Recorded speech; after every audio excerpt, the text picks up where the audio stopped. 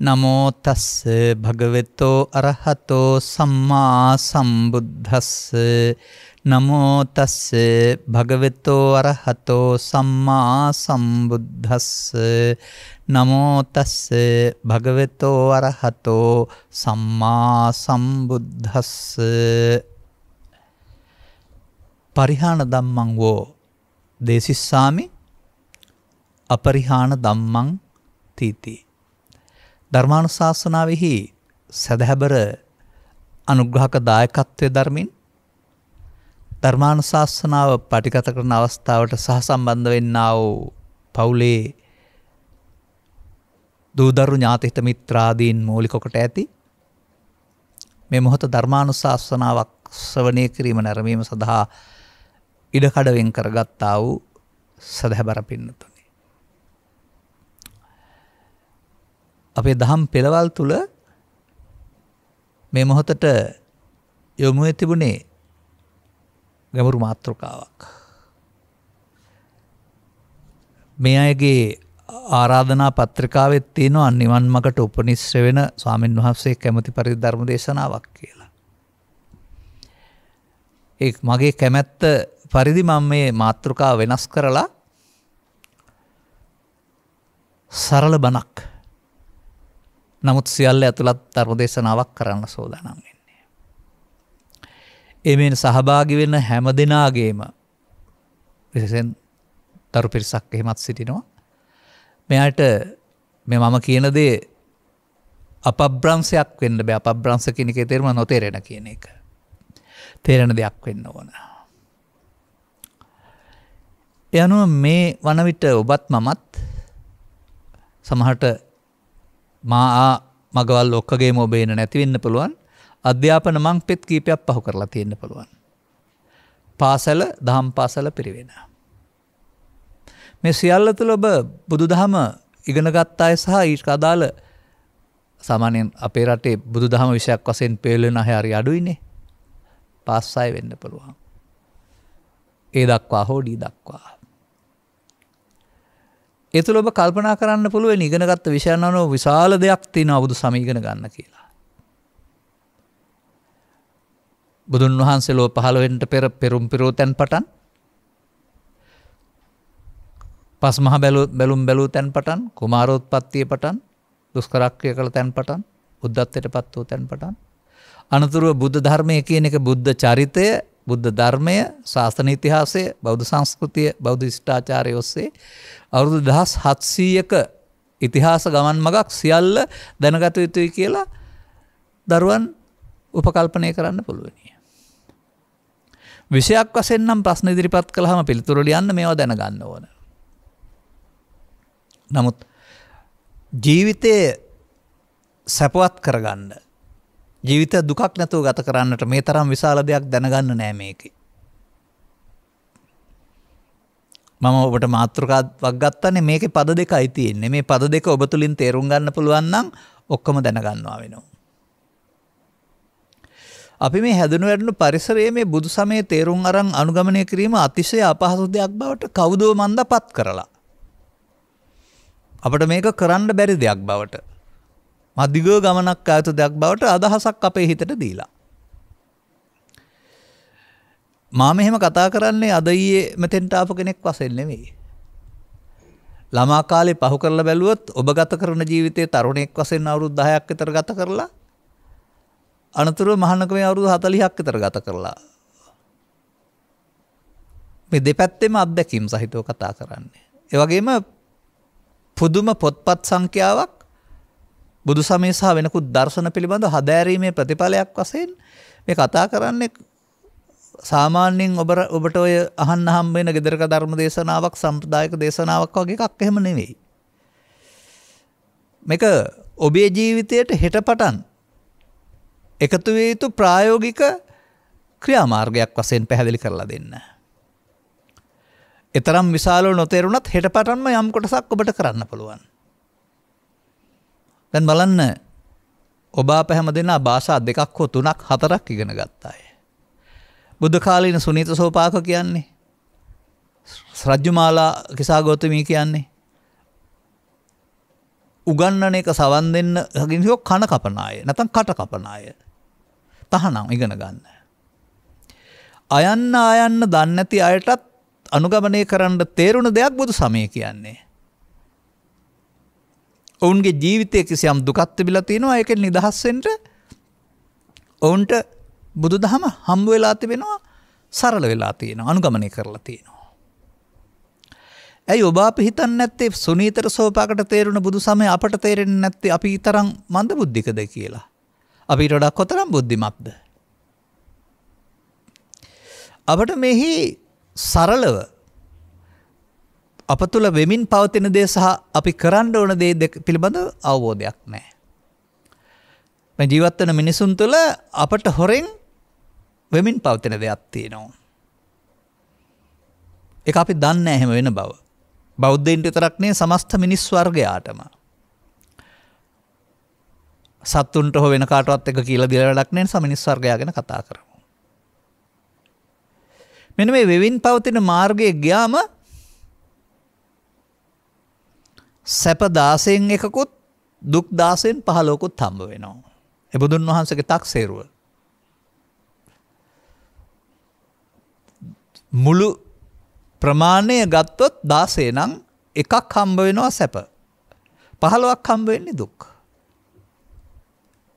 ඒ බුදුන් වහන්සේ වදාළ මග ජීවනෝපාය ගෙන යන්නේ නැති නිසා, ඒ ආකාරයෙන් ජීවත් වෙන්නේ නැති නිසා. අර එකට කියනවා ලෞකික සැප කියලා, අර ටිකට දුක කියනවා. නමුත් බුදුන් වහන්සේ වදාළ පරිදි ජීවිතය සකස් කරගන්න යම් තාක් දවසක පුළුවන් වුණාද එදායින් පසුව අර එකත් ඉතුරුයි. ඉතුරු 15 දුක වෙනුවට ලෝකෝත්තර සැපතක් හම්බ වෙනවා.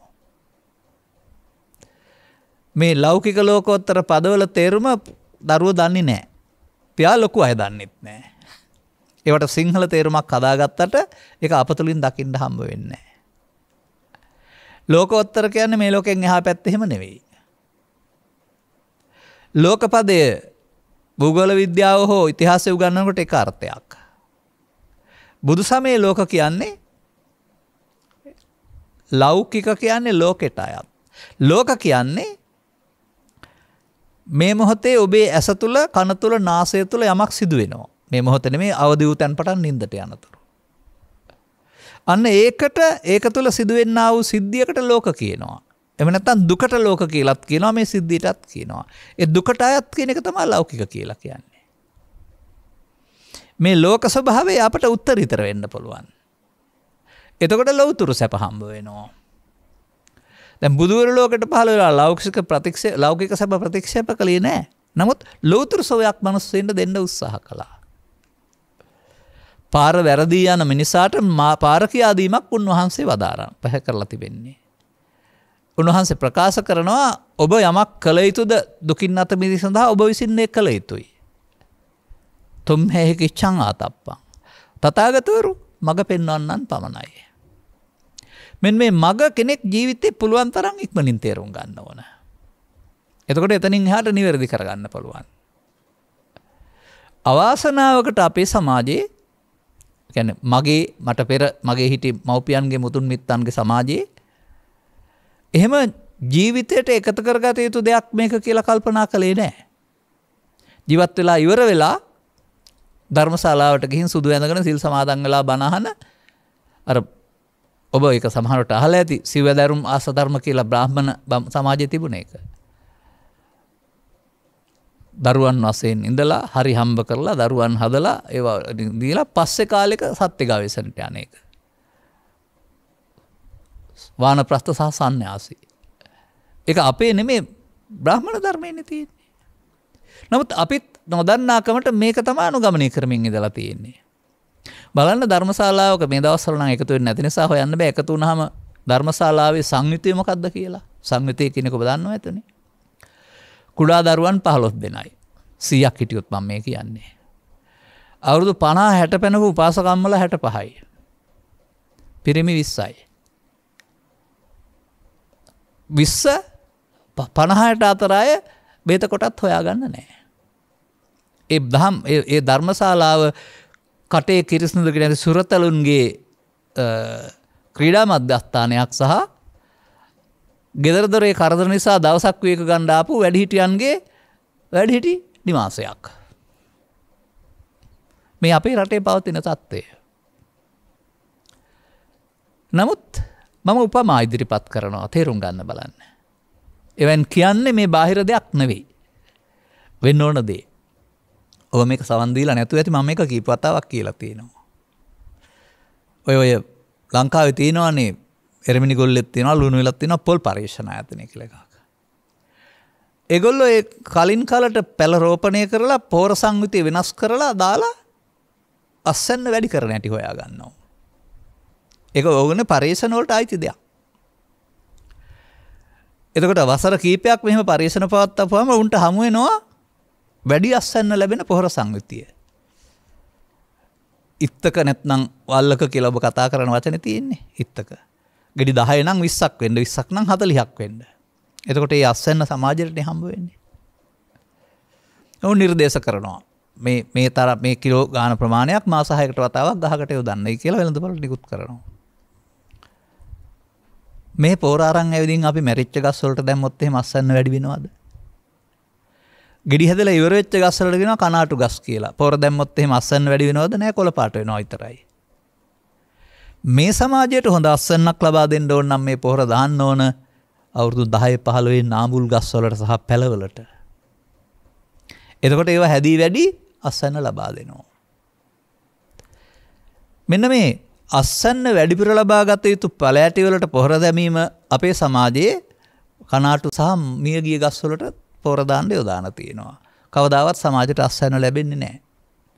මම මේක කියප එක තේරුම් කරලා දෙන්න වෙනවා. හොඳයි බුද්ධ ආගම මතක් වෙන්නේ මරුණන් පස්සේ පාංශු කොලේ දෙන්න නෙවෙයිද? ඉතින් මිය ගිය අයට නේ බුද්ධ පොහොර දාන්නේ. මෙලවින් ගිහින් දැන් කරන්න වැඩක් තියනවාද ආයේ? හොඳයි අර බණ අහලා ලෑස්ති වෙන්නේ සිල් සමාදන් වෙලා 60 70 පැනපු කනාටු පොල් ගස් නෙවෙයිද? ඔවුන් අතින්ද මේ සමාජයට අපරාධ වැරදි සිද්ධ වෙන්නේ. නියපොතු නැතුවම බරලස් සිල් රකින්නයි කියලා කියලා රකින්න දෙයක් නැහැ සිල් රැකෙනවනේ. මේ අවුරුදු 15 20 තරුණ පොල් පැලෑටි ආයාලේ යනවා. ඔවුන්ට පාසල පෞද්ගලික පන්තිය තවත් පෞද්ගලික පන්තිය ආදී ඒ ටිකේ ගිහින් එනකොට දවස ඉතුරු නැහැ. ආගමික පැත්තක් පිළිබඳ හදාරන්නට මව්පියන් විසින් ගුරුවරුන් විසින් පාසල විසින් අධ්‍යාපනඥයන් විසින් දොරවල් වහලා. අර තරඟකාරී අධ්‍යාපනයමයි. එයින් සියල්ල ලැබෙයි කියලා කල්පනා කරලා ලබනවා. මෙන්න මේ විදිහට මේ සමාජයේ දරුවන්ට බුදු සමයේ ප්‍රායෝගිකත්වයට යන්න තියෙන පාර වැහුණ රටක් මේක. මම කල්පනා කරන්නේ කොහොමද මේ ආච්චම්මලට බණ කියනවනට අවුරුදු 15 20 දූලට පුතාලට මේක කියලා දෙන්නේ කොහොමද කියලා. එතකොට තමයි අර අනුගමනීය ප්‍රතිපදාවට වැටිලා අය නාබුල් පොල් ගස්නේ. තව ටිකක් අවුරුදු 4ක් 5ක් යනකොට පෝරාලලා හොඳ අස්සන්නක් සමාජයට දෙවි. ඔබ හිතනවා නම් මේ බුදු සමයෙන් පෙන්වන ආධ්‍යාත්මික සංයමයේ ශික්ෂණයෙන් තොරව ඔබ උගතෙක් බුද්ධිමතෙක් ධනවතෙක් බවට පත් වෙලා සියල්ල ලැබෙයි කියලා අධ්‍යාපනය තුලින් රැකියාව තුලින් මුදල් හදල් තුලින් යාන වාහන තුලින් ඒක විශාල මුලාවක්. මන්දයත් ඒ ගමන යාමේදී චිත්ත අභ්‍යන්තරයේ සිදුවෙන හානියක් තියෙනවා. ඒකට විපාක ඔබට ගින්න සිද්ධ වෙනවා. බලන්න සමීක්ෂණයක් කරලා ධනවත්තු සමගියෙන් ඉන්නවද කියලා. උගත්තු සමගියෙන් ඉන්නවද කියලා. වෛද්‍යවරුයන් විවාහ වෙලා සමගියෙන් ඉන්නවද කියලා. හෙදියෝ සහ හෙදියන් හෙදෙහෙදි. එහෙම උගතුන්ට නම් මේ සැප තියෙන සල්ලි වලට එනම් සල්ලිකාරයෝ කිරිහා පැනිසේ ඉන්න වෙනවා. නෑ වෙඩි තියලා ඝාතනය කරලා මරන්නේ සමහර විට. නැත්නම් අවුරුද්දෙන් දික් අසාද ඉල්ලන්නේ. නැත්නම් ඔවුන් රිලව් තරහ වුණා වගේ දෙපැත්තට ගත වෙලා ජීවත් වෙන්නේ එළියට පෙන්නනවා එකට ජීවත් වෙන බව ඇතුළතින් විරසක වෙලා. මෙන්න මේ ඔවුනොවුන් පෙන්වන්න බැරි. ඔවුනොවුන් සමග එකට ඉන්න බැරි මේ හානිය කොහොමද සිද්ධ වෙන්නේ සිතට? මා දකිනවා විවාහයේ සුන්දරත්වයේ ආරම්භක දවස් විතරයි තියෙන්නේ. එදා ඉඳලා දෙන්නට දෙන්න ඇත්තනේ ඒක. මාස 6ක් යන ඉස්සෙල්ලා එක්ක ගහනවා. නැත්තම් ගහලා පන්නනවා. එහෙම නැත්නම් දික්කසාද ඉල්ලනවා. එහෙම නැත්නම් ඝාතනය කරනවා. මේ මොනවද වෙන්නේ? මේ දේවල් වළක්වා ගන්නනේ අපට ධර්මයක් ඕනේ. බුදුන් වහන්සේ වදාරනවානේ භික්ෂුන් වහන්සේලාට ඔවුනොවුන් කෙරෙහි කිරිහා පැනිසේ සමගිව වාසය කරන්න කියලා. නමුත් ඒ කියන ආදර්ශය සමාජයේ පවතිනවද? සැමියා සහ බිරිඳ විරසකයි. සහෝදර සහෝදරියන් විරසකයි. අසල්වාසීන් විරසකයි. නෑන ළමස්විලා විරසකයි. දේශපාලන ලෝකයේ මිනිසුන් විරසකයි. දැන් මේ සැපද විඳින්නේ ඊට පස්සේ. මේ විරසක වුණාම ඈත් වුණාම සැපද විඳින්නේ කවුරු හරි? මානසික දුකනේ. මෙතෙන්ට වැටෙන්නේ කොහොමද? අන්න ඒක දන්නේ නැහැ. මෙන්න මේ නොදන්නකම නිසා මේ පාරේ වැටුනහම ජීවිත අවසානයේ දක්වා මේ පාරේ යන්නේ. මේකට තථාගතයන් වහන්සේ විසාකාට කළ ප්‍රකාශයක් තියෙනවා. විසාකාවෙනි ජීවත් වෙන්න ගිහින් ඇලෙන කරුණු 100ක් හදාගත්තොත් දුක් 100ක් තියෙනවා. ජීවිතයේ දුකයි නෙමෙයි ඇලෙන කරුණු කියන කාරණා නිසා දුක් ගෙනත් දෙන බව එකේ කියන්නේ. ඒ සාමාන්‍ය සමාජයේ ධර්මයේ වචනයක් සඳහන් කරනවා පෘථග්ජන කියලා. පෘථග්ජනෙක් වශයෙන් ජීවත් වෙන්න ගියොත් ගෙදර හිටියත්, පන්සලේ හිටියත්, කැලේ හිටියත්, ස්ත්‍රී පුරුෂ ගිහි පැවිදි වේදෙන්තරව මුලට වඩා දරුවෙක් වඩේ හිටියට වඩා ජීවිත අවසානයේ දක්වා දුකින් පිරුණ ජීවිතයක් හම්බ වෙනවා. ඒ ජීවිතයේ දුකයි නෙමෙයි. අර අනුගමනය කරපු පාරේ වරද. මම මෙහෙම සමීක්ෂණයක් කරනවා. ඔබටත් පිළිතුරු දෙන්න අවශ්‍ය නැහැ, කල්පනා කරලා බලන්න. මම අහනවා ඔය දරුවන්ගෙනුත් අහනවා, වැඩිහිටියන්ගෙනුත් අහනවා. මේ ලෝකෙට ආපුවම වැඩියෙන්ම සන්තෝෂයෙන් ඉන්නේ අවුරුදු 3-4 සොරතල් දරුවෝද, 15-20 තරුණ අයද, 30-40 වැඩි මැදිවියේ අයද, 80ක් ගිය මහලු අයද? කුලක 4කට විතර බෙදලා. සෑමදෙනාම අත උස්සන්නේ වැඩියෙන් සන්තෝෂයෙන් ඉන්නේ දරුවෝ කියලා. ප්‍රශ්නේ අනිත් පැත්තට හරවලා මම අහනවා. හොඳයි මේ ලෝකෙ වැඩියෙන්ම දුකසේ ඉන්නේ සොරතල් දරුවෝද, තරුණ වයසේ අයද, මැදිවියේ අයද, මහලු? කියනවා මහලු අය කියලා. දැන් සතුටින්ම ඉන්න දරුවා තරුණයෙක් මැදිවිය කෙනෙක් මහල්ලෙක් බවට පත් වෙනකොට දුකින්ම ඉන්න කෙනා බවට පත් උනේ මොකක් නිසාද? කොතනද වරද? මේ ඉරණම නේද ඔබටත් සිදු වෙන්නේ බුදුදහම දන්නේ නැත්නම්. මේකෙන් ගලවා ගන්න නේද බුදුර ලෝකෙට පහළ වෙන්නේ. බුදුර ලෝකෙට පහළ වෙන්නේ මරණයෙන් එහා පැත්තේ නිවනක් පෙන්වන්න නෙමෙයි. ප්‍රාර්ථනා කරලා කොහේ හරි හිස් ලෝකයකට යන්න නෙමෙයි අනාගත. ලබාගත් ජීවිතේ මේ දුකටපත් වීම තමයි මම කියපු වචනෙන් කියන්නේ. පරිහාන ධම්මං වෝ දේසිස්සාමි. ඔබ තුල දුකටපත් වෙන එක මේ. ඒ දුකටපත් වීමත් ජීවිතය තුල. තේරුම් ගත්තොත් අපරිහාන ධම්මංච දුකින් මිදීමත් ජීවිතය තුල. 50ක් දුකින් ඉඳලා 50ක් දුකින් මිදෙනවා නෙමෙයි. 80ක් දුකින් හිටියොත් දැන් මිදෙන්න කාලයක් නැහැ. නමුත් 20ක් දුකටපත් වෙනකොට 20න් එහාට 30 වෙනකොට දුකින් මිදලා ඉන් එහාට ජීවිතේ විඳින්න පුළුවන්. දැන් අපට වෙලා තියෙන්නේ දායනිතරණ කිව්වා වගේ ගීතයකින් විඳින්න දුන් ජීවිතය අපි නොදන්නකම නිසා විඳවනවා. විඳවන්නද මේ භවය පුරා නැත්නම් ජීවිතය පුරා. බුදුරජාණන් වහන්සේ මානව හිතවාදියෙක් වගේ වශයෙන් මිනිස්සුන්ට විඳින්න දෙනවා ජීවිතය. මෙන්න මේක ඔබ තුලින් හොයාගන්න. මේක තමයි මම ගත්ත මාතෘකාව. මම භික්ඛවේ කියවේ නැහැ ත්‍රිපිටකයේ තියෙන භික්ඛවේ කියලා භික්ෂුන් ආමන්ත්‍රණයක්. වෝ කියන්නේ ඔබට. ඔබට මම මේ පෙන්වන්න හදන්නේ ත්‍රිපිටකයේ සඳහන් කරුණු ටික සරල කරලා ස්පුංචි කරලා පොඩි දෙයකින් ඔබ දුකටපත් වෙන හැටි සහ එයින් මිදෙන්න ඔබ කරන්න ඕන දේ. හොඳයි පරිහානිය කියන වචනට අර්ථයක් ගන්න බාහිර සමාජයෙන්. වතු පිටේ කඩන් ගොඩාක් තියෙන පුද්ගලයෙක් ඉන්නවා ධනවත්. ඔහු හැබැයි පුරුදු වෙලා සුරාවට සූදුරු දුරාචාරයට. දැන් අර සියල්ල විකිනේ ගිහින් මහපාරට වැටෙනවනේ. ඒකට ඔබ පරිහානිය කියලා තියෙනව නේද? තවත් අවුරුදු 20ක 25ක 30ක ආරෝහ පරිණාහ දෙහෙන් යුක්ත තරුණයෙක් ඉන්නවා. කුඩු වලටයි මත්යන් වලටයි පුරුදු වෙලා අවුරුදු 15ක් විතර යනකොට හාල් මැස්සෙක් වගේ කෙට්ටු වෙලා යනවා. දැන් මරණය ළඟයි. දැන් අර ශරීර සෞඛ්‍යෙන් පිරිහුණා නේද? පිරිහුණා කියන එකේ තේරුම මොකද්ද? තියෙන දේ නැති වියන එක. කොහොමද මේක සෑම දෙනාගේ පොදු ජීවිතවලට යොදන්නේ පරිහාන ධම්මං කියලා? මොකද්ද මේ පිරිහීම? මේක ධනෙන් පිරිහීම නෙමෙයි. ශරීර සෞඛ්‍යෙන් පිරිහීම නෙවෙයි. තවත් දෙයක් සිද්ධ වෙනවා. අන්න මේ අපි තුල අපට නොදැනෙන්නට ජීවිතයට හොරෙන් වෙන දෙයක් සිද්ධ වෙනවා. මෙන්න මේ වෙන දේ තේරුම් අරන් පාලනය කර ගැනීම තමයි බුදු සමය සඳහන් වෙන්නේ. එහෙම නැත්නම් කෑම, ඇඳීම, රැකියාවක් කිරීම, විවාහ වීම, දරුවන් හැදීම ඕවා මොකක්වත් අහනම් නැහැ. හරියට නිකන් හුස්ම ගන්න එපා කියලා තහනම් කරාම ඊට පස්සේ කවුද ඒක පිළිගන්නේ? මැරෙන්න වෙනවානේ. ඔගේ ජීවත් වෙන මිනිස්සුන්ට උපන් ආයත මැරෙනතුරු ජීවත් වෙන්න ඕන. ඒකට අවශ්‍ය ආහාර, ඇඳුම් පැළඳුම්, බෙහෙත් හේත් සොයා ගැනීම සඳහා රැකියාවක් කරන එක තහනම් කරලා හරියනවද? ඒ බාහිර කටයුතු අතෑරීමක් මේකේ පෙන්වන්නේ නැහැ. අපිට අපි හිතන් ඉන්නේ සමබොහෝ දෙනා අම්මත් අතෑරලා, තාත්තත් අතෑරලා, ගෙදරත් අතෑරලා, රස්සත් අතෑරලා කැලේට ගිහින් ඉඳගෙන ඉන්න ඕනේ ඇස් පියාන කියලා. මේ දරුවොත් එහෙම හිතනවා ඇති. එහෙම ප්‍රවණතාවකට තමයි මේක සකස් කරලා තියෙන සමාජය. නෑ. මම මේ පෙන්වන උදාහරණේ පොඩ්ඩක් කල්පනා කරලා බලන්න. මේ මම පෙන්වන්න හදන්නේ ඔබේ ජීවිතය තුළ පරිහානිය ආරම්භ වෙන හැටි. මේක පිටත එකක් නෙමෙයි, අධ්‍යාත්මික සිතේ සිදුවෙන දෙයක්. මමත් සුරතල් දරුවෙක්, ඔබත් සුරතල් දරුවෝ. නමුත් අපිට ඒක මතක නැහැ දැන්. මෙලොවට ආපු සුරතල් දරුවෙක් අම්මා එක්ක කතා කරන්න දන්නවද? අම්මේ මට බඩගිනි බත් හරි කිරි හරි ඕන කියන්න දන්නේ නැහනේ. නමුත් බඩගින්න අඟවනවා. කෙඳිරි ගෑමකින්, අතපය හෙලවීමකින්, මොකක් හරි එකකින්. අම්මා එකෙන් හඳුනා ගන්නවා සංඥාව. ආහාර දෙන්න ඕනේ කියලා. දරුවා ඉතින් දිනපතා මේ ක්‍රමය පාවිච්චි කරනවා. දැන් උහුට බඩගින්න ප්‍රශ්නයක්, මේකට ඔහු කිරිබොන කැමැත්තක් තියෙනවා. මොකක් හරි එකට පහ වුණොත් එහෙම අතපය හොලවලා විතරක් කෙඳිරි ගන්නවා, ටික හයියෙන් අඬන්න ගන්නවා. තව ටිකක් පහ වුණොත් යටගිරියෙන් කෑ ගහන්න ගන්නවා. දැන් අර දරුවාගේ ඒ යටගිරියෙන් කෑ ගහනකොට අර තිබිච්ච සංසුන් බලවද තිබෙන්නේ මුණුවර පොඩ්ඩක් වෙනස් වෙලා නැද්ද? තව ටිකක් දවස් යනකොට යටගිරියෙන් කෑලා හම්බෙන්නෙත් නැහැ. ඊට පස්සේ ගිරි දෙන්නේ නැතුවම ඉස කැටකින් අල්ල ඇද්ද ගන්නවා. නැත්නම් අතට අහුණු දෙයක් අල්ල විසි කරනවා. ඔබට වෙන්නේ බාහිර ක්‍රියාව විතරයිනේ. මේක ඇතුළේ මොකද්ද මේ?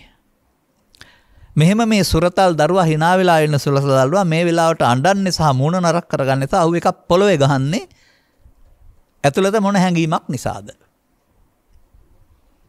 මෙන්න මේ 3 දෙනා අපේ ජීවිතයට ඇතුල් වෙන 4 දෙනෙක්. ළමා කාලේ ඔක ඇති වුණේ නැහැ. මම ආරම්භ තැනක් ඔය පෙන්නන ළමා කාලයේක වරදක් නැහැ. ඒක හෙට නැහැනේ. අද අම්මා එක්කලා තරහ වුණාට හෙට දරුවා තරහ නැහැනේ. ඇඬුවට හෙට ආපහු හෙට දවසේ ඒක නැහැනේ. නමුත් ඒකේ පෙන්නන්නේ අපි ළඟ අපිට අහිතකර ධර්මතා 3ක් රෝපණය වී පෝෂණය වෙනවා. මේක ස්ත්‍රී පුරුෂ ගිහි වේදෙන්තරව චිත්ත අභ්‍යන්තරේ රෝපණය වෙලා පෝෂණය වෙනවා. මේකට කියනවා කාම විතර්කය, ව්‍යාපාද විතර්කය, විහිංසා විතර්කය. කාම කැමැත්ත ඉටු කර ගැනීම, ව්‍යාපාද තරහ, විහිංසා ඒ සඳහා අවියක් භාවිතා කිරීම. අර දමලා ගැහැව්වේ අතට අහුවෙච්ච එකෙන්. දැනටත් ඔබ මේ 3 පාවිච්චි කරනවද කියලා කල්පනා කරලා බලන්න. අම්මට විරුද්ධව, යාළුවන්ට විරුද්ධව, එහෙම නැත්නම් ඥාතීන්ට විරුද්ධව, දේශපාලනයේදී. මේක කරන හැටි හොයාගන්න පුළුවන්. සතුන් මරනවා නම් මාංශ ලෝභය. හොරකම් කරනවා නම් ඒ දෙයට තියෙන ලෝභය. කාමිත්‍යාචාරය කරනවා නම් ඒකට තියෙන ලෝභය. බොරු කියනවා නම් ඒකෙන් ලැබෙන වාසිය. මත්පැන් පානය කරනවා නම් ඒකේ තිබෙන විකෘතියකට තියෙන කැමැත්ත. අන්න පස්පව් වල ඇතුලේ තියෙන්නේ කාම විතර්කය. ලෝභය. අනතුරු යම් කිසි සිද්ධියකදී ඔබට තරහ ආපුවාම කය වචන එකට එකතු කරනවා. මූණ නරක් වෙලා යනවා, ඇස් දෙක රතු වෙනවා, පස් වචනේ පරුස වෙනවා, කය අතපය දිග ඇරෙනවා. දැන් ව්‍යාපාදේ උපව මෙහෙවනවා. තව ටිකක් එහාට බලවත් වුනහම මේක කතා කරලා විතරක් මදි.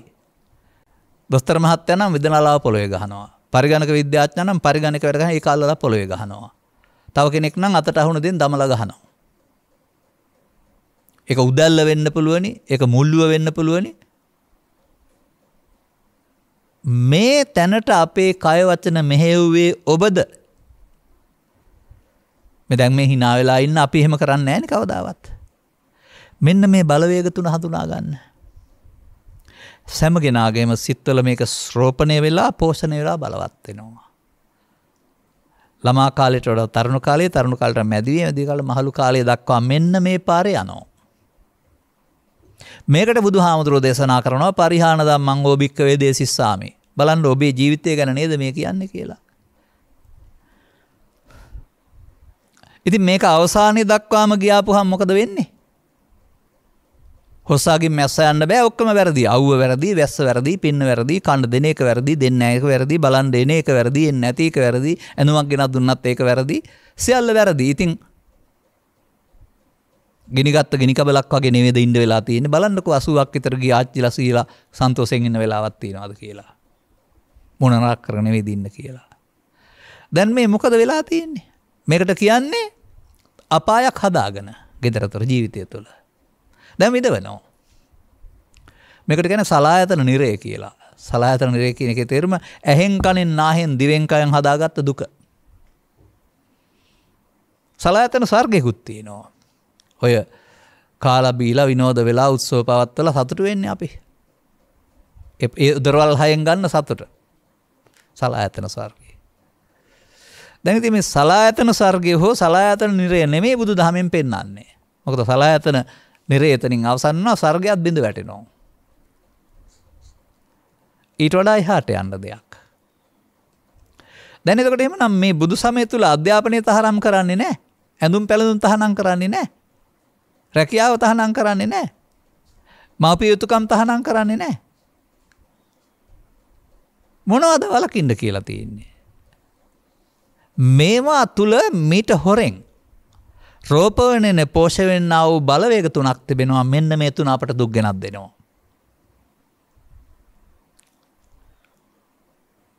බලන්න මෙහෙම මම කියන්නම්.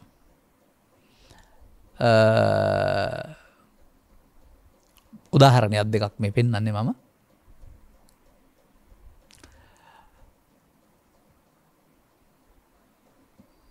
වෙළඳ ව්‍යාපාරයක් ආරම්භ වෙනවා. මේක දියුණු වෙනවා. මේක කෙරෙහි ආසාව දල්ලා ගත්ත පුද්ගලයෙක් තමත් තමනුත් දියුණු වෙනවා. එහා පැත්තෙන් තව ව්‍යාපාරයක් ආරම්භ කරනවා. දැන් දෙකම දියුණු වෙනවා. හැබැයි දෙන්නට දෙන්න ඊර්ෂ්‍යයි දියුණු වෙනවට. ඒ නිසා මේ දෙන්න අතර විරසකයක් තියෙනවා. යන්නේ ණයත් මේ දෙන්නට දෙන්න ගතු කෙලම් කියලා විරසකෙන් ඉන්නේ. දැන් මේ විරසකේ දුර දිග ගියා කාලයක් තිස්සේ අර අපි ඒකට කියන්නේ ව්‍යාපාද විතර්කේ බහුල වුණා කියලා. බලන්නත් බෑ අමනාපෙන් ඉන්නේ තරහෙන් ඉන්නේ. දවසක් අර එක පුද්ගලයෙක් අර අඩකට ගිහිල්ලා යම්කිසි අවියක් පාවිච්චි කරලා මට මතක නෑ මොකද්ද කියලා වෙඩි තැබීමකින් හෝ ඔහුව ඝාතනය කළා. මේන් කුපිතරුණා වූ ඔහුගේ ඥාතීන් ආපහු ගිහින් අර වෙළඳ ව්‍යාපාරයේ සියල්ල ගිනිබත් කළා. දැන් එක්කෙනෙක් පරලෝ අනිත් කෙනා එල්ලුම් ගහේ ව්‍යාපාර දෙකම ඉවරයි. කවුද මේක කළේ? උසාවියේ නැත්නම් නීතිය දඬුවම් දෙයි ජීවත් වෙලා ඉන්න පුද්ගලයාට ඝාතන. උසාවියට පේන හැටි නීතියට පේන හැටි. බුදුදහමට පේන්නේ එහෙම නෙමෙයි. මේක කළේ ඔහුගේ කය වචන මෙහෙව්වේ ව්‍යාපාද විතර්කයේ විසින්. ව්‍යාපාද විතර්කයේ ගහ මැනගත්තා විහිංසා විතර්කය වෙඩි තිබ්බුවා. ඔබ දකින්නවද මේ ලෝකේ වැරදි කරන්නේ පුද්ගලයෝ නෙමෙයි, පුද්ගලයෝ මෙහෙවන ත්‍රිවිධ විතර්කයේ විසින් කියලා? මේ ත්‍රිවිධ විතර්කයේ බලවත් කරගෙන සැපසේ ඉන්න බෑ කියලා දකින්නවද ඔබ? මම දකිනවා CCTV කැමරාවක දර්ශනයක් කියලා දෙන්නම් ඔබට. වැසි සහිත දිනයක්. තරුණයෙක් කෙනා කෑමක් අරන් යන්න. සමහරට කොත්තු රොටි වෙන්න ඇති. මේ කොරෝනා යුගයට පෙර තිබිච්ච මිලට වඩා වැඩි ඇතිනේ දැන්. ඒ නිසා ඔහුගේ මුදල් ප්‍රමාණවත් උනේ නැගෙනියන්න මුදලාලි සමග දවරයක් ඇති කර ගන්නවා. බැනගෙන තරහ වෙලා යන්නේ. ඒ යන්නේ මං හොඳ වැඩක් කරන්නම් කියලා ඉස්සරහට තියලා. හොඳ වැඩේ තමයි ගෙදර ගිහින් පිහියක් අරන් එන එක. පෙන්නවා එනවා. CCTV කැමරාව තිබුණ නිසා. පිහියෙන් මොකද කරන්නේ? මුදලාලිගේ අතකට කොටනවා. ඔහු කෑ ගහනකොට ඇතුලේ ඉඳලා එනවා පුතණුවන් සහ සේවකයෝ ටික හෝටලේක. ඔවුන් එන්නේ මෝල් ගසුත් අරගෙන. ඔවුන්ට මෝල් ගස් පූජාවක් හම්බ වෙනවා මේ පුද්ගලයාට. මෙයා ආවේ මුදලාලිට කරදර කරන්න. ඔහු එතනම මිය යනවා. දැන් ඉතින් නීතිය ඇවිදින් මිනී මරුමට අර පුද්ගලයෝ එල්ලුම් ගස් යවයි නැත්තම් සිර දොරවම් කරයි. කාටද මේ යහපතක් උනේ? අත තුවාල වුණා අර පුද්ගලයා මිය ගිය අනිත් අය ඔක්කොම එල්ලුම් ගස් යනවා. කවුද මේක කළේ? ඔවුන්ගේ සිත් හටගත්ත කෝපේ හේවත් ව්‍යාපාද විතර්කේ නේද? දැන් මේ මිනිස්සු ආගමික ජීවිතයක් ගත කරනවායි කියලා මේ ත්‍රිවිධ විතර්කේ පාවිච්චි කරන එක නේද කරන්නේ? මේ ත්‍රිවිධ විතර්කේ නේද ගෙදර දොරේ සමගිය නැති කරන්නේ? ත්‍රිවිධ විතර්කේ නේද සහෝදරයෝ බිඳවන්නේ? ත්‍රිවිධ විතර්කේ නේද සැමියා බිරිඳ ඈත් කරන්නේ? දැක්කද ඔබ මේක? මේක ජීවිත අවසානයේ දක්වා පාවිච්චි කරන්න ඉගෙන ගත්ත අරනම අතහරින්න ඉගෙන ගත්තේ නෑ නේද? බලවත් වෙනවා. අන්න එහෙමයි බුදුහාමුදුරුවෝ බුදු මිනිසුන්ගේ ජීවිතය දුකටපත් වෙන හැටි පෙන්වන්නේ. ඔය ලෝකේ තියෙන කතාවක් ප්‍රාණායපකරුවන් කියලා. ප්‍රාණායපකරුවන් බවට පත් කරනවා පිස්තෝලයක් තියලා ඔළුවට මේ දේ කරපන්. ඉතින් කරන්න ඕන නැත්තම් කුඩු වෙන්න තියනවනේ වෙඩි. අන්න ඒ වගේ බුදුරජාණන් වහන්සේ දකිනවා මේ බලවත් වෙන හැඟීම් තුන අපිව මෙහෙවන බලවේග තුනක්. හරියට ඔළුවට පිස්තෝල තුනක් එල්ලලා කරලා වගේ. ඒවා හිතට ආපුවම අපිට කියනවා ගහපම් බැනපම් කපපම් කොටකම් පලිගනින් කියලා. අපි ඒක කරනවා කයෙන් වචනෙන්. අපි කියන අපි දන්නේ නැහැ මොනවා වුණාද. සිහිය ආපුවම කියනවා මොනවා වුණාද දන්නේ නැහැ. මට ඉන්නව මරනවා පෙවුන්නේ නැහැ කියලා. ඔබේ කය වචන මෙහෙව්වේ කවුද? ඔබද? නෑ මේ සිහියෙන් ඉන්න ඔබ කවදාවත් ඔක කරන්නේ නැහැ. එතෙන්ට ආවේශ වුණා වූ ආදේශ වුණා වූ කාම විතර්කේවත් ලෝභය, ව්‍යාපාද විතර්කේවත් ද්වේෂය, හිංසා විතර්කේවත් ඊට එහා ගිය මුලාව නැත්නම් රිදවන්න. දැන් මේ තුන් දෙනත් එක්කලා ජීවත් වෙලා ඔබට හිතනවාද සල්ලි හම්බ වුණායි කියලා, කෝටිපති වුණායි කියලා සැප හම්බ වෙයි කියලා? අන්න එහෙනම් ඒ ජීවිතයේ මොනතරම් උගතෙක් බුද්ධිමතෙක් වුණත් මොනතරම් බාහිර වශයෙන් අනිත් දේවල් කළත් ඒවට කියන්නේ පින් කියලා. පින් වලට විපාක තියෙයි. පින් ගෙදර ඉඳන් කරුවත් විපාක තියෙනවා, මහාන වෙලා කළත් විපාක තියෙනවා, මෙලොව වශයෙන් සහ පරලොව වශයෙන් උත්. නමුත් අර වැඩෙන එක චිත්ත අභ්‍යන්තරේ ඔය මම උදාහරණ පෙන්නනවා. ඔයත් ඇහැපට දැකපු දේවල්. සමහර ගෙවල් වල මිදුල් අතු ගන්න එක පැත්තටම අතු ගාලා කොළ ටික කොට ගහනවා. පුංචි එක දවසක පුංචි කොටක් දෙවෙනි දවසට දෙගුණයක්. මෙහෙම කුණු කොට විශාල වෙනවා. නැවත නැවතත් එතෙන් එකතු කරන නිසානේ. මෙන්න මෙහෙම අර කුඩා දරුවා කිරිබොන්න ගිහින් ඒකට තියෙන කැමැත්ත ඉඩ නැති වෙනකොට තරහ අරගෙන ඉඩ නැති වෙනකොට අතට අහු වෙන එකෙන් ගහන්න ගිය තුන් ආකාර විතර්කයේ ඔබ ජීවිතේ පුරාම හිත තුළ ගොඩ ගහනවා. අවශ්‍ය මොහොතට මේක හිත ඇතුළේ තිබිලා එනවා, තියෙන තැන හොයන්න බෑ. ආවෙලාවට ඔබ කියනවා ඉන්නවා මැරෙනවා පෙවුන්නේ නැහැ මොනවා වුණාද දන්නේ නැහැ කියලා. අන්න දැන් ඔබව මෙහෙවන්නේ, ඔබේ වචන මෙහෙවන්නේ, ඔබේ කය මෙහෙවන්නේ මෙන්න මේ ත්‍රිවිධ විතර්කයේ විසින්. දැන් මෙතන මිනිසෙක් නැහැ, තිරිසනෙක් ඉන්නේ. මිනිසා තිරිසන් වේවිදෝ. දැන් ඊට පස්සේ මට පෙන්වන්න ත්‍රිවිධ විතර්කයේ සැප දීපු තැනක්. අවුරුදු 14ක දැරිවියක් අයියාගේ දුව මල්ලිගේ ගෙදර ගෙනත් තියලා යනවා පරිස්සමට, නැත්නම් දරුවර්ගේ ආරක්ෂාවට. කොළඹ ඉඳලා ගමට යනකොට ගතුවක් කියනවා මේ දෙන්න මේ දුව අතුල දෙන්න කැලේක ඇවිදින්න ගිහින් හිටියයි කියලා. ඇත්ත නැත්නම් අපට ඕන නැහැ. මේකෙන් දැඩිසේ කේන්ති ගන්නවා බාප්පා. හොඳටම පහර දෙනවා දැරිවිට. පහර දීලා ගෙදර ගෙනත් දානවා. සිහි නැතුව කැඳරි ගන්නකොට තාත්තත් ගහනවා. පහුවදා දරුවා මැරෙනවා. දැන් දරුවට හොඳක් වුණාද? දරුවට වැරද්දක් කළා නම් උපදෙස් දෙන්න ඕන විදිහට එන්න බැරි වුණා. දෙන්නම දැඩි කේන්ති අරගෙන මොකද කළේ? දැන් දරුවා පරලෝ දෙන්නම ඉල්ලුම්ගස්. දැන් මේ වැඩේ කරේ කවුද?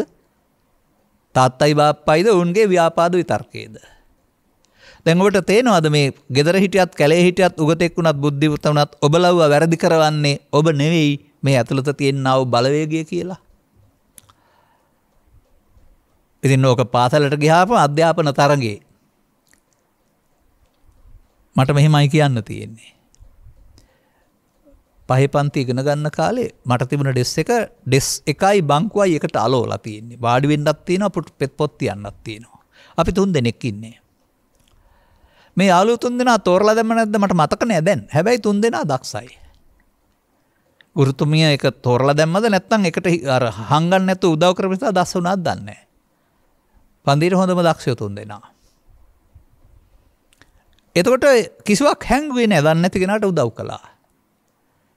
නමුත් වර්තමානයේ විභාගෙ ලියන්න මොකද කරන්නේ? ප්‍රශ්න පත්‍රය හංගනවා. අම්මලා තාත්තලා කියනවා අනිත් කෙනාට පෙන්නන්න එපයි කියලා. කොහෙන් හරි ආධාරක ප්‍රශ්න පත්‍රයක් ගෙන්න ගත්තා නම් ඒකත් අනිත් අයට කියන්නේ නෑ. මේ මොකද කරන්නේ?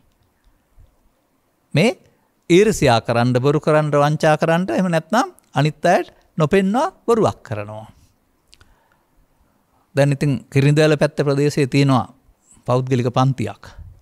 තිබුණා. මේකේ පන්තියට යනවා දරුවෝ දෙන්නෙක්. මෙහෙවන්නේ අම්මලා. ඔහොම ඉගෙනගෙන හරියන්නේ නැහැ ඉස්සරහින් මිද ගන්න ඕනේ. හැමදාම ඉස්සරහින් ඉගෙන. ඉතින් ඉස්සරහින් ඉගෙන ගන්න තරගෙට ගිහින් අන්තිමට එක්කෙනෙක් අනිත් පුද්ගලයා ඝාතනය කළා. දැන් මොකක් විසින් කවුරු විසින් දේ කළේ? ඔබට පුළුවන් ද නිකන් ඝාතනය කරන්න තරහින් නෙවෙයිද ඝාතනය කරන්නේ? මේ මිනිසා තිරිසන් කරන මේ බලවේග තුන මිනිස් සිතින් අයින් කරන එක නෙවෙයිද බුදු සමයේ භාවනාව කියන්නේ? මේක තේරුම් ගන්න ඕනේ ඉස්සර වෙලා.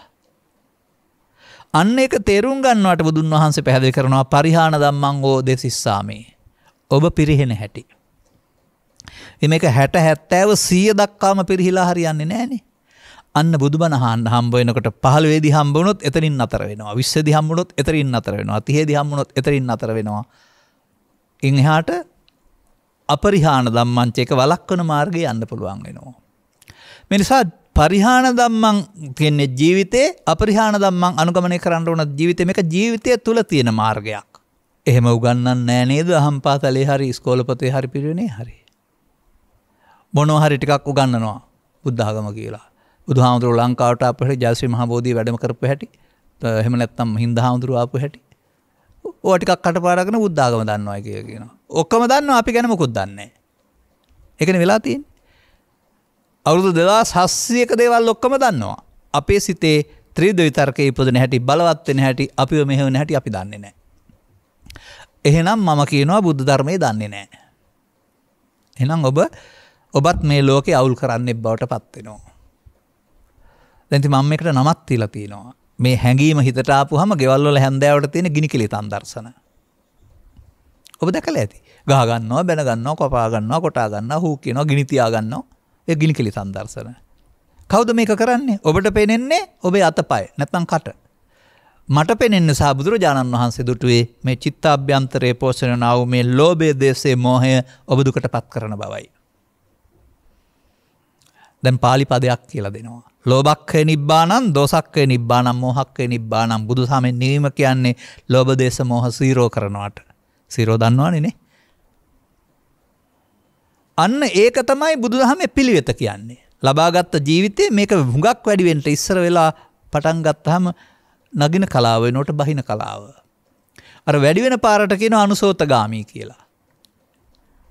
බහින පාරට කියනවා පටිසෝතගාමී කියලා. බුදුරජාණන් වහන්සේගේ ධර්මදේශනාව සඳහන් වෙන්නේ සතගතෝ භව නිරෝධාය ධම්මං දේශේති. අර වැඩි වෙන කලාවට භව ගාමී කියනවා. උන්වහන්සේ උගන්වනකොට භව නිරෝධ ගාමී කියනවා. මිනිසා භව නිරෝධ ගාමියෙක් බවට පත් කරන එක තමයි බුදුන් වහන්සේගේ බලාපොරොත්තුව. ඔබට අපේ ගෞතම බුදුන් වහන්සේට කරන්න පුළුවන් හොඳම ගෞරවය ලබාගත් ජීවිතයේ මේ ආපහු යන කෙනෙක් වෙන එක. දෙපයින් ආපහු වෙන එකක් නෙමෙයි. මේ වැඩි වුණ කොටස බිඳුව දක්වා බස්සන්න මොකද මම කරන්න ඕන? දැන් මම පාලි මුකුත් කියන්නේ නැතුව ඔබට කතාවක් කිව්වා. දැන් මම තව විදිහකින් ඕක පෙන්නනවා. මේ ආපුවම මොකද වෙන්නේ අපිට? ගැහුවොත් ගහනවා, බැන්නොත් බනිනවා, රිදෙවිවට තිනවා. එන එකට එකතු වෙනවා නේද අපි කරන්නේ? ඒක එනවා, ආවම එකතු වෙනවා. අර කුණුගොඩට නැවත නැවත අතු ගන්නකොට කුණුගොඩ විශාල වෙනවා වගේ මේ එකතු වීමෙන් මේක බලවත් වෙනවා. සිතක් හට ගන්නවා, ඒක කය වචනට දීපුවම බලවත් වෙනවා. බලවත් වෙලා චිත්ත අභ්‍යන්තරයට ආයේ හේතු ඉතුරු වෙනවා. තරහ වුණාම හොඳ වැඩක් කරන්නම් කියලා හෙට ගන්න තියෙනවා. පාඩුවක් වුණාම පාඩුවට වාඩුව ගන්නම් කියලා තියෙනවා. තිබ්බහම හෙට නැවත උපදිනවනේ. තියපු දේවල් නැවත ඉපදීම නේද මේ මිනිස්සු අතර සිදුවෙන්නේ? ඒක නේද නැවත ඉපදීමේ දුක කියන්නේ. ඔබ එහෙම බැලුවේ නෑ නේද? ලෝභය, දේශය, මෝහය තබා නැවත උපදවාගෙන විඳවනවා. නැවත උපදින්නේ තියපු නිසා නේද? නැවත උපදින්නේ නැති වෙන්න නම් තියන්න නැතුව ඉන්න ඕන නේද? මේ කුඩා දරුවන් වගේ කුඩා කාලේ අපේ ආච්චි අම්මා හෝ අම්මා හෝ මට ඕක කියලා දෙනකොට නැවත ඉපදීවා. මම කල්පනා කරේ මව කුසෙන් ඉපදිලා ඉන්නේ ආයේ මැරුණාම උපදින්නේ නැත්තම් තමයි නිවන් කියලා. ඒ මට තේරුණේ හැටි ඒ කාලේ. එතකොට මරණින් එහා පැත්තේනේ. මේ බුදුරජාණන් වහන්සේ පැහැදිලි කරනවානේ බුද්ධෝසෝ භගවා බෝධාය ධම්මං දේශේති පරිනිබ්බිතෝසෝ භගවා පරිනිබ්බානාය ධම්මං දේශේති. ඒ භාග්‍යතුන් වහන්සේ නිවිලා ඉඳගෙන නිවන හැටි කියලා දෙනවා. දැන් 80 වෙනි නිවන නම් බණ කියන්නේ නෑනේ. 35 නිවන නිසානේ බණ කියලා තියෙන්නේ. එහෙනම් 35 ලැබුණ දෙයක් නෙවීම කියන්නේ. අන්න එකෙන් තේරුම් ගන්න දිවීම ජීවිතේට තියෙන්න ඕන දෙයක්. අන්න නිවුණා වූ බුදුන් මිනිස්සුන්ට නිවන හැටි කියලා දෙනවා. අපි මේ කොහෙද ඉන්නේ? එහෙම දෙයක් දන්නේවත් නැහැ. මැරිලා නිවනක් ප්‍රාර්ථනා කරනවා, අනාගත නිවනක් ප්‍රාර්ථනා කරනවා, කැලේට ගිහින් මහාන වෙලා නිවනක් ප්‍රාර්ථනා කරනවා, පිරිමි වෙලා නිවනක් ප්‍රාර්ථනා කරනවා කාන්තාව. මේ කාන්තා බව හෝ පුරුෂ බව, පැවිදි බව හෝ ගිහි බව බාහිර ලෝකේ වැඩක්. මේ ඔක්කොටම අපි ළඟ ක්‍රියාත්මක වෙන්නේ එක දෙයයි. ඒකකය කියන එක පිළිබඳ. ඔබ දන්නවනේ ඒකක කියන එක. සාමාන්‍යයෙන් මම කියන්නේ මෙහෙමයි. සාම්පල්. යම් කිසි දෙයක් නිෂ්පාදනය කරලා අපිට ලෝකෙන් ගෙන්න ගන්න ඕන. සාම්පල් දසලක්ෂෙම කඩලා බලන්න බෑනේ. එකක් කඩලා බලලා දෙකක් කඩලා බලලා අනිත්වත් ඒ වගේ කියලා පිළිගන්නවා. ඒ අනිත්වත් ඒ වගේ සාම්පල් වලදී. අනිත් වගේ මේ බුදු සමය තුළ අපි හැමෝටම එක සාම්පලයක් තියෙන ස්ත්‍රී පුරුෂ ගිහි පැවිදි හැමෝටම.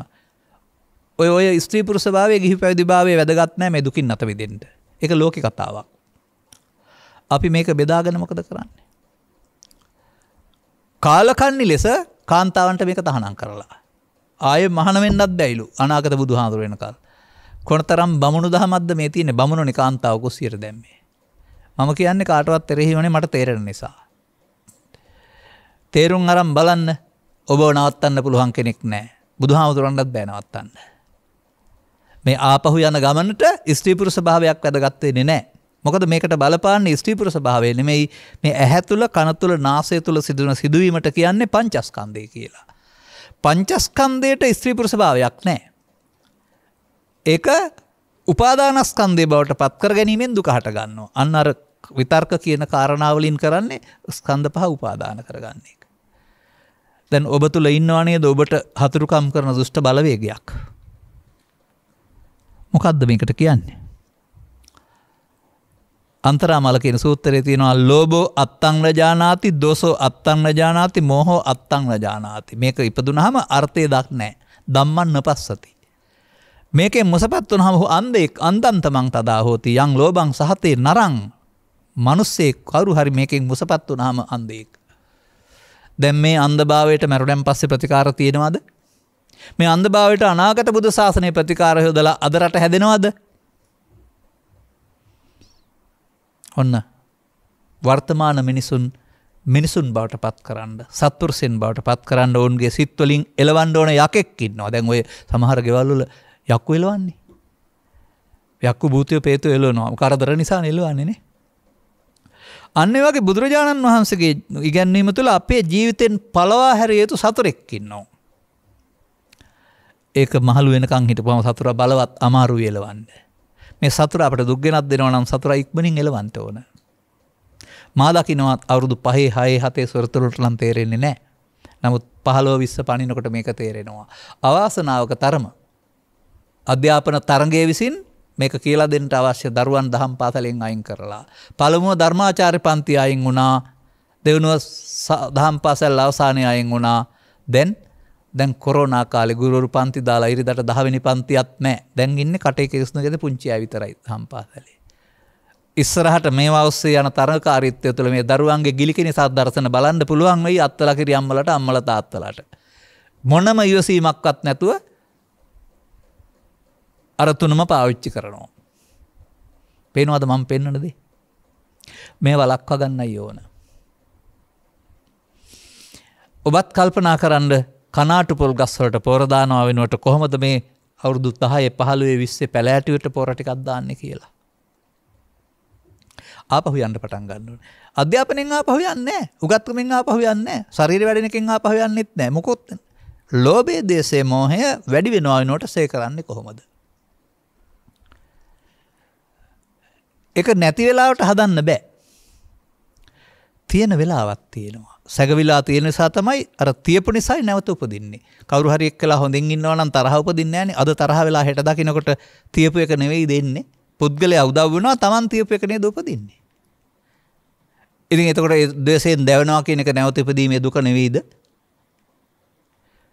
බුදුරජාණන් වහන්සේ වදාළේ මේවා නැවත ඉපදීම නැති කරන්න. නැවත ඉපදී නැති කරන්න නම් තියන්න නැතුව ඉවර කරන්න වෙනවා. මේක ප්‍රායෝගික වැඩක් නේද? කල්පනා කරලා බලන්න ඕන. එහෙනම් මේ සඳහා පුංචි දෙයක් මම දැන් කියලා දෙනවා. අභ්‍යාසයටම පටන් ගන්න. ඊට එහාට බණ තේරෙන්න ඕන තැන් තියෙනවා. මම ඉන්න තැන් කියන්නම් ගෙදර ගිහින් බණ ටිකක් අහලා තේරුම් ගන්න. මොකද එකකින් තේරෙන්නේ නැහැ. නමුත් හෙටම පුළුවන්. මේ දරුවෝ ටිකයි මේ වැඩිහිටියෝ ටිකයි කියන්න ගෙදර ඉන්නවා. කවුරු හරි කටකඩිච්ච මිනිස්සෙක් බීල මිනිස්සෙක් ඒ කටකඩිලා කියන්නේ ඒකයි බීප මිනිස්සෙක් ඇවිදින් කටකඩිච්ච කතාවක් තියෙනවා. නේද? දෙපිට කැපෙන කතාවක්. මවට හෝ පියාට ගැලපෙන්නේ නැහැ මේක. දරුවෝ ඉන්න ඉස්සරහා කියන්න ඕන දේ කියන්න මතක් වෙනවා. කියන්න හොඳ නෑනේ. එතකොට අම්මා හෝ තාත්තා කියනවා මොකටද මං කියන්නේ කිව්වා කියලා හිතේ තියාගන්න කියලා. කුමක්ද මේකෙන් ඔබ දකින්නේ? මම දකින්නේ ඒක හිතට ආවා එකතු නොකර හිටියා කායට වචනෙට. අර හිතට ආපු එක තමයි අර කියන්නේ කිව්වා කියලා හිතේ තියාගන්න. නමුත් කායට වචනෙට දුන්නේ නෑනේ. අපිට මේ එන එක පාලනය කරන්න පුළුවන් නේ. ඔය සිහියෙන් නෙමෙයි. අර මවත්ෘත්වයෙන් පීතෘත්වයෙන් ඒක වළක්වා ගත්තා. මෙන්න මේ වගේ හිතට මේ ඕනෑම එකක් එකතු නොවි පාලනය කරන්න පුළුවන්. අපි පුරුදු කරේ බොහොම කල් මේකට එකතු වෙන එක නිසා ඒකට කියනවා පමාව කියලා. ඒක බලවත් දැන්. අන්න ඒ නිසා තමයි ඒක එනකොට අපිට පාලනය කරගන්න බෑ ඉන්නවා මරනවා පේන්නේ. බලන්න ලෝකේ දුකටපත් කරන්නේ මේ ත්‍රිවිධ විතර්කේ නෙමෙයිද කියලා. ඒක තියෙන්නේ ගොඩනැගිලි වලද නෑ මිනිස්සුන්ගේ හිතවලනේ. මෙය ඉවත් කරන්නේ කෙසේද? ඔන්න බුදු සමය භාවනාව කියන්නේ මේක. මේක හටගන්න වෙලාවේ ඉවත් කරන්න වෙනවා. නැති වෙලාවට ඉවත් කරන්න බෑ ඒක. මේ මූලයන් තියෙන තැනක් නෑ. පරිගණක දත්ත තියෙන තැනක් හොයන්න බෑ නේ ඔය එකතු කරලා තියෙන්නේ. ආපහු අරගෙන ඔය මේ හાર્ට් එක හරි මොකක් හරි ගලක තල්ලා බලන්න දත්ත ටික හම්බ වෙනවද කියලා. නෑනේ. නමුත් ඊතලයේ ඔබලා බලන්න තියපු දත්ත එන්නේ නැද්ද කියලා. අර ඔය එකේ. එන්නේ තියෙන නිසානේ. අන්න ඒ වගේ මේ හේතු එකතු කිරීම චිත්තාභ්‍යන්තරයේ අවකාශ කියලා කියනවා. ඒ තියෙන නිසා යන්නේ. ඔබ දැනගන්න ඔබලගත් මේවා තියෙනවා ඒකයි එන්නේ කියලා. බුදුන් වහන්සේ වදාරන නැති දවසට එන්නේ නැහැ. නැති තැනටපත් කරන්නේ කොහොමද? එකතු වීමෙන් නෙවෙයි, පැවැත්වීමෙන් නෙවෙයි, එන වෙට අතහැරීමෙන්. දැන් ગાථා දෙකක් ගන්න. අක්ඛෝදේන ජිනේ කෝදං අසාදුන් සාදුනා ජිනේ. ක්‍රෝධය ජයගන්නේ ක්‍රෝධ නොකිරීමෙන්. සම්මන්තිද කුදාචනං නහි වේරේන වේරාණි. වෛර කරලා කවදාවත් සංසිඳෙන්නේ නැහැ. අවේරේ නච. වෛර නොකිරීමෙන් සංසිඳෙනවා. අර නොකිරීම කියන්නේ මොකද්ද? ආ වෙලාවට ඒක කයට වචනට නොදා ඉවසීම. අන්න කාන්ති පරමන්ත පොතිතික්කා කියලා කියන්නේ මේ ලෝභය, දේශය, මොහය ආපුහම කයට වචන නොදී සංසුන් වෙන්න ආරින එකට. මේ එකතු වීමට අල්ලා ගැනීම කියනවා, එකතු වීමට මමත්වෙන් ගැනීම කියලා කියනවා. එකතු නොවීමට අල්ලා නොගැනීම කියනවා, එකතු වීමට නිත්සුක ආත්ම කියලා කියනවා, එකතු නොවෙනවට අනිත්‍ය කියනවා. කුඩා දරුවෝ කෙස්වලයි, ලොම්වලයි, මල්වලයි අනිත්‍ය බල බලා ඉන්නවා. මොකද ඒකනේ අපට උගන්වලා තියෙන්නේ. ත්‍රිපිටකේ මම දැක්කේ නැහැ මේකක්. ඒක තියෙන්නේ ලෝභයේ, දේශයේ, මොහේ අනිත්‍ය බලන්න කියලා. ඒක කියන්නේ පංච උපාදානස්කන්ධය අනිත්‍ය බලන්න කියලා. මම පංච උපාදානස්කන්ධය කියන එක විග්‍රහ කළේ නැති නිසා මම මෙතන කියන්නේ නැහැ. එනිසා මේ බාහිර ලෝකේ වෙනස් වෙන දේවල් වලට කියන්නේ අනියත බව. ඒක බුදුදහම නෙමෙයි ලෝකේ ඕන කෙනෙක් දන්න එක. කැඩෙනවා, බිඳෙනවා, පොළොවට පස් වෙනවා, දි รา යනවා. අනියත බව. ඒ අනියත බව නෙමෙයි බුදුදහමේ අනිත්‍ය කියන්නේ. අර හිතට එන දෙයට එකතු වෙන එකට කියනවා අනිත්‍ය කියලා. එකතු වෙන්නේ නැති වුණා සිදු වෙන එකට අනිත්‍ය කියනවා. එකතු නැත්නම් බලන්න ඒක යන්නේ නැති වෙන්නේ නැද්ද කියලා. මේක තියෙනවා ධර්මතාවයක් සිතේ. ඒක ඉගෙන ගන්න. කය නෙමෙයි මේ සේරම කරවන්නේ සිත. මල සිරුරකට මුකුත් කරගන්න බෑනේ. එහෙනම් කය පාවිච්චි කරන්නේ සිත විසින්. සිත බුදුන් වහන්සේ වදාරනවා මව් කුසින් ඉපදුන තැනකම් මැරෙනකම්ම තියෙන එකක් නෙමෙයි. ඇසෙන්, කනෙන්, නාසයෙන්, දිවෙන්, කයෙන් සිත හටගෙන මොහොතකින් නැසෙනවා. බුදුන් වහන්සේ වදාරනවා කය නම් අවුරුදු 60ක් 70ක් තියෙන නිසා කයේ කෙනෙක් ඉන්නවා කියලා ගත්තත් කමක් නැහැ. ඉති මනෝ ඉති චිත්ත විති විඥානම් සිතයයි කරනු ලැබේද අසුරු ගසන සැනකින් හටගෙන නැති වෙනවා. නිකන් හරියට වඳුරෙක් අත්ෙන් අතට පනිනවා වගේ. එක අත්තක් අල්ලන් ඉන්නවා අනිකට පනිනකොට මේක අත ඇරලා. සිතින් සිතට කිසිවක් යන්නේ නැහැ කියලා නෙමෙයි පෙන්වන්නේ. හටගත්ත ගමන් නැසෙන එක ඊට දීලා තියෙන උරුමය දායාදේ. මේක බුදුන් වහන්සේ හොයාගත්තා. හොයාගත්ත විතරක් නෙමෙයි මේක උපක්‍රමයක් වශයෙන් යොදාගත්තා.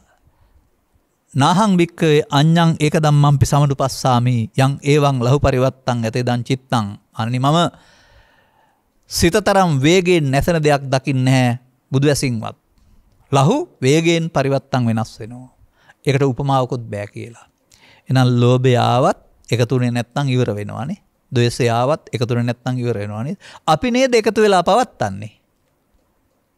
අන්න ඒ එකතු වෙලා පවත්තන එකට ප්‍රමාදය කියනවා. එකතු නොවෙන්න කටයුතු කරනකොට සිහියෙන් කටයුතු කිරීම නම් වූ අප්‍රමාදය කියනවා. අපමාදෝ අමත පදම් පමාදෝ මච්චුන පදම් හරි නේද? සිහියෙන් කටයුතු කියන ලද අප්‍රමාදයේ නිවනට මගය, ප්‍රමාදයේ මරණයට මගය. එයිද මේක කොහෙද උපදින්නේ? තම තමන් ජීවත් වෙන ශේස්ත්‍රයේ. කොහෙද ශේස්ත්‍රය? මවට නම් දරුවන් සමග, ගුරුවරයාට නම් ශිෂ්‍යයන් සමග, දරුවන් නලවන ආච්චම්මාට නම් මුණුබුරු මිනිබිරියෝ සමග, සුරතල් දරුවන් හදන පෙරපාසල් ගුරුතුන් තෙරණ ඒ අය සමග, ආයතන ප්‍රධානියාට නම් සේවකයෝ සමග, රියදුරාට නම් වාහන එළවෙන විට මගින් මෝටර් සයිකල් කරුවන් රියදුරන් තමන්ට බාධා කරන්නට වෙට්ටු දමන විට බස් අතර ගිරවාත්නා. එතෙන්දී නෙමේද මේ විතර්කය උපදින්නේ?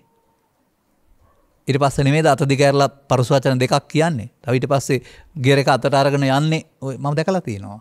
ඒ මොකද්ද? අර ව්‍යාපාද විතර්කයේ විහිංසාව විතර්කයේ ඔහුව මෙහෙවනවානේ.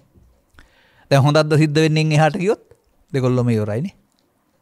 දැන් මේ තුන් දෙනා මරන්න ඕන නේද ජීවිතේ? ඔන්න භාවනාව. මේ තුන් දෙනා නැති දවසට ඔබට තේරෙවි නිවන කියලා එකක් තියෙනවා කියලා ජීවිතේ. මේ තුන් දෙනා ඉන්න තාක් කල් ඔබට නිවන වැහෙනවා. දැන් හෙට ඉඳලාම එහෙනම් මොකද්ද බුදුදහමෙන් උගන්වන්නේ? තරහ එයි ආවට පාවිච්චි කරන්න එපා. ඒක ආපහු අවියකට ගෙනියන්න එපා. ඉටු කරගන්න යන්න එපා. සංසුන් නොඉන්න ඊතා ඉක්මනින් නැති වෙනවා. කායට වචනට දුන්නොත් හැංගිලා බලවත් වෙනවා, දුන්න නැත්නම් ආපු දේ නැති යන්න ඕනේ. මෙන්න මෙතන ඔබ දන්නේ නැති වුණාට බුදුරජාණන් වහන්සේ වදාළ නුවණින් දකින අනිත්‍ය තියෙනවා. ලෝභය, දේශය, මෝහය. බලන්න භාවිතා කරලා සේවි ප්‍රතිපදාව ආරම්භ වෙන්නේ නැද්ද කියලා. ඉතින් 7 අවුරුද්දේ සෝවාන් වුණා කියන්නේ ඕක තේරෙන එක නේ. ඊට පස්සේ ඕක හදාගෙන යන එකනේ කරන්නේ. මේ දරුව මේක ගත්තොත් අවුරුදු 30 වෙනකොට 20න් ගත්තොත් අවුරුදු 7යි නෙදිලා තියෙන මේක හදන්න. අන්න ඊට පස්සේ ජීවිතේ නිවීම එතනින් එහාට විඳින්න පුළුවන් වෙනවා. විඳින්න ජීවිත විඳවන්න වෙනවා. වෙන්නේ නැහැ. නමුත් මේක නැතුව ගියොත් සල්ලි තියෙයි, උගත්කම් තියෙයි, යාන වාහන තියෙයි, විවාහ තියෙයි, ගෙවල් දොරවල් තියෙයි. නමුත් ඊර්ෂ්‍යාවෙන්, ක්‍රෝධයෙන්, වෛරයෙන් දැවෙන එකේ දුක ඔක්කොටම විඳින්න වෙනවා. ඇත්තනම් පිළිගන්න. කල්පනා කරලා බලන්න. මං හිතන්නේ මීට වඩා කාලයක් ඔබට දෙන්න ඉතිරි වෙන්නේ නැහැ. දැන් එහෙමනම් බුදුදහමෙන් පෙන්වන්නේ ජීවිතේ නොදන්නකම නිසා මේ තුන බලවත් කරගන්න එක පරිහාන ධම්මා. අන්න බුද්ධාවාදයෙන් මේකට එකතු නොවීමෙන් මේක ඉවත් කරගන්න පුළුවන්. ඒක අපරිහාන ධම්මා. පරිහාන ධම්මං අනුසෝතගාමි, අපරිහාන ධම්මං පටිසෝතගාමි. අනිත් පැත්තට යනවා. පරිහාන ධම්මං වලින් ගියොත් මරණයෙන් එහා පැත්තට අපාටයි, දිව්‍ය ලෝකටයි, සසරට යන්න පුළුවන්. අය අරව චිත්තාභ්‍යන්තරේ තියාගත්තාම නැවත උපදිනවා. මෙලොව වශයෙන් පරලොව වශයෙන්ත් නැවත උපදිනවානේ. හැබැයි අපරිහාන ධම්මං ඔස්සේ ගියොත් බුදුන් වෙත යනවා. ඒ බුදුන් පිළිමේ හරි ශරීරය හරි නෙමෙයි. ඒක ඒ தත්ත්වයටපත් වෙනවට තමයි බුදුන් දකින්නවා කියන්නේ. ධර්මයේ දකීද බුදුන් දකී, බුදුන් දකීද නිවන් දකීනේ. මේ බුදුන් නැමැති නිර්වාණය ඔබ එනතුරු බලන් ඉන්නවා පිළිගන්න. ඔබ ඒක වහගෙන හැමදාම නීවරණ පාවිච්චි කරනවා. අදාළ කරුණු තේරුම් ගන්නට තරම් ඔබට නුවණ ශක්තිය ලැබේවා. මේ ඉදිරි පරපුර ඔය කියන බාධක පැත්තකින් තියලා ස්ත්‍රී පුරුෂ ભેදයෙන් තොරව, භික්ෂු භික්ෂුණී ભેදයෙන් තොරව නිවෙන අය බවට පත් වෙන්න වෙනවා. කාන්තා පරපුරට ඕකට පත් වෙන්න පුළුවන් නම් මේ තියෙන බාධා එකක්වත් වැදගත් වෙන්නේ නැහැ. උපසම්පදාව නැහැ, භික්ෂුණී ශාසනය නැහැ. ඕවා බමුණන්ගේ මත විතරයි.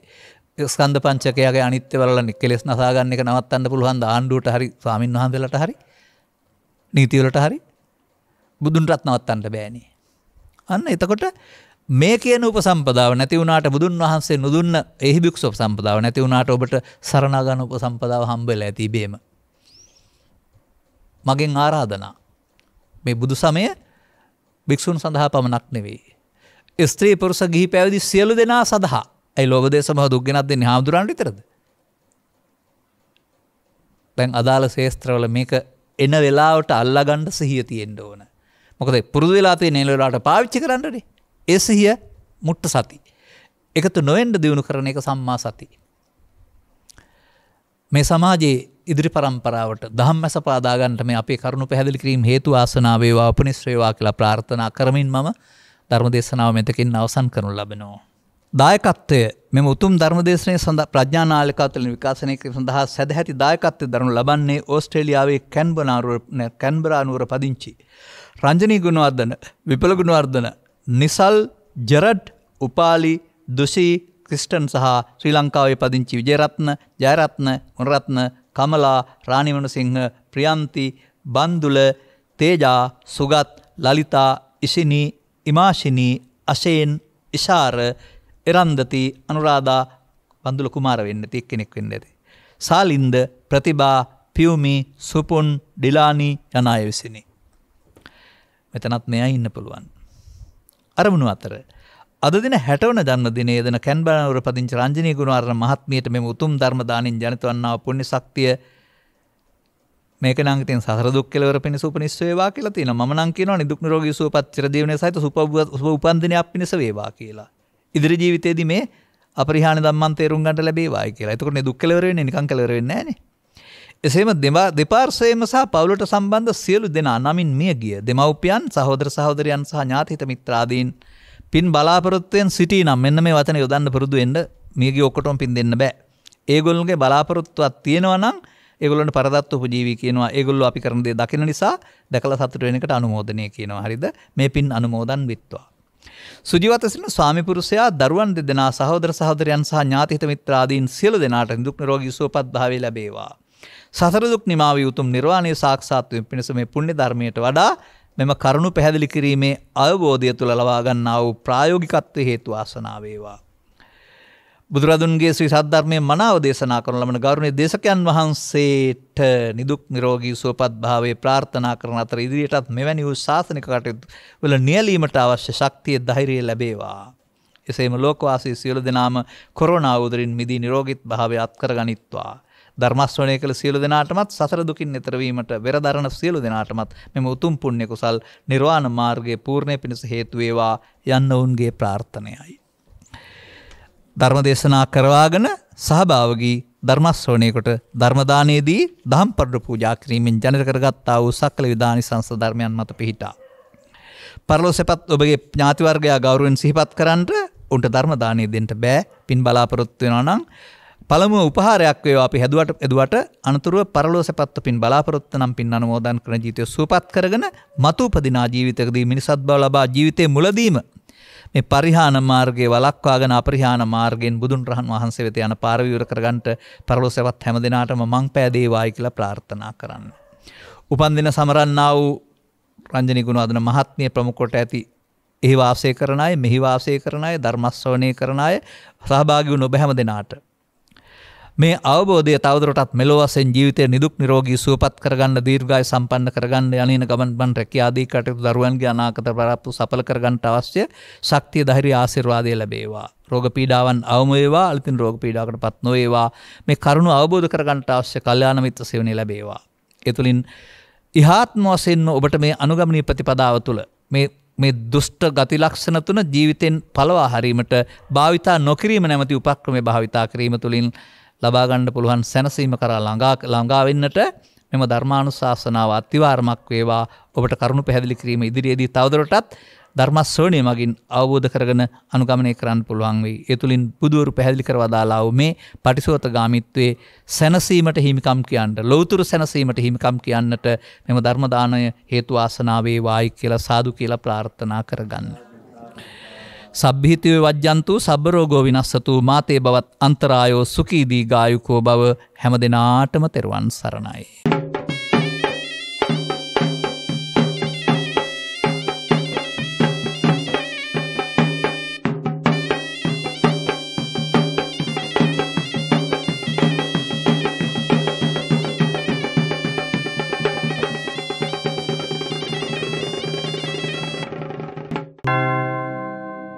ද්වේෂක්ඛයෝ